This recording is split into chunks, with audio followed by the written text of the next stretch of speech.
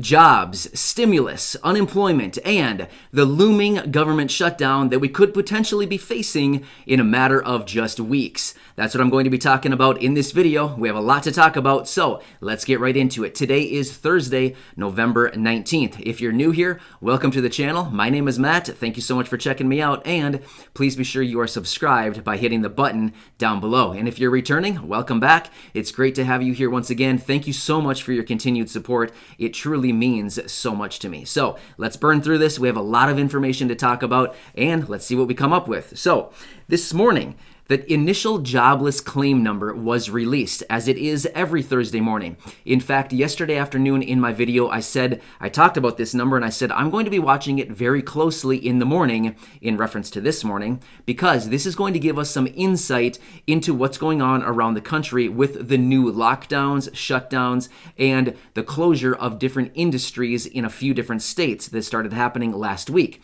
Well, guess what? I think this number is going to go massively higher next week, as we've had other states follow suit and close down different industries and have different lockdowns and stay-at-home orders, a variety of different things going on in a variety of states around the country. In fact, my state, the governor was out last night making a statement that as of Friday, or technically Saturday morning at midnight, that there's going to be a shutdown of gyms, museums, in-person dining at restaurants is going to be closed. It's takeout only. So again, that's going to affect thousands upon thousands of people just in my state alone, and there are multiple other states doing the exact same thing. So we can see that these numbers are probably going to pop up quite a bit next week. So we'll be watching that. But the number is 742,000 people filed for initial jobless claims last week. So that's an increase of 33,000 claims in a matter of just 1 week. 1 week, 33,000 additional people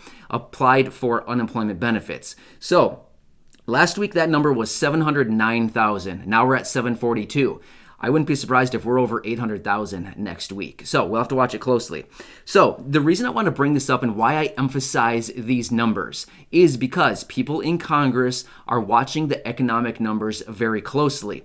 This is giving them a read on the jobs market, the economy, the business, everything that's going on in this country. So they're watching all of these numbers closely to determine, do we need more stimulus? How much stimulus do we need? Do we need targeted, or do we need comprehensive? How big do we go? Do we go really big? Do we go targeted? Do we need it now, or do we need it later? So they're watching all of these numbers very closely. I realize this is not specifically related to stimulus checks, but guess what? It all circles back to stimulus because all of these people are watching the economic numbers. So here we have a little pop-up of 33,000 more claims in 1 week, and we can probably expect that number to continue moving higher over the coming weeks. So we'll continue watching this, as people in Congress certainly will as well. At the same time, I talked about this last week, but I'm going to hit on it again really quickly because it relates once again this week. So last week, the Senate came out with their proposal of $1.4 trillion for the government spending bill.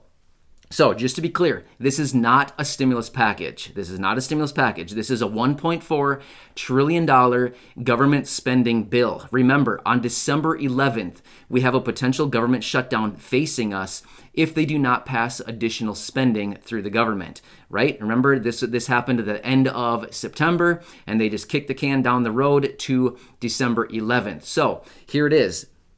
The Senate brought this out. This is their proposal, the $1.4 trillion. This was last week they proposed it. The reason I'm bringing this up is because within it, they have 12 individual bills within this $1.4 trillion package.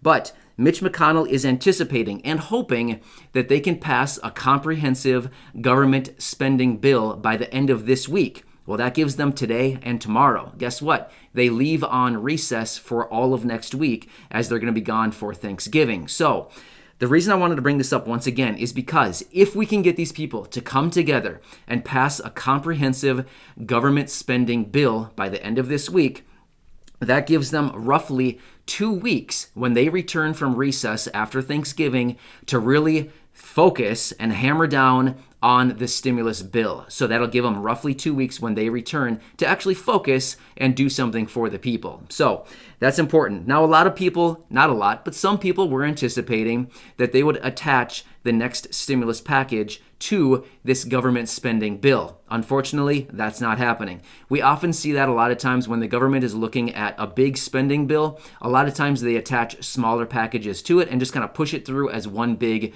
proposal and package and then just vote on it all together as one. Unfortunately, that's not happening this time.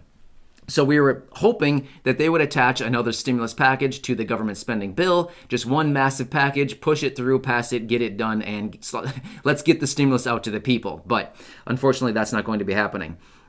At the same time, like I said, we have a lot to talk about today. In fact, I'm probably going to have a dedicated stimulus update video later this afternoon, so continue watching for that. There's just so much information. I would have literally a 20-plus minute video talking about all this stuff, but I don't want to do that to you. So I'll be back later this afternoon with a dedicated stimulus update video. But at the same time, we have over 12 million people that are receiving unemployment benefits right now that are going to be losing those benefits at the end of this year.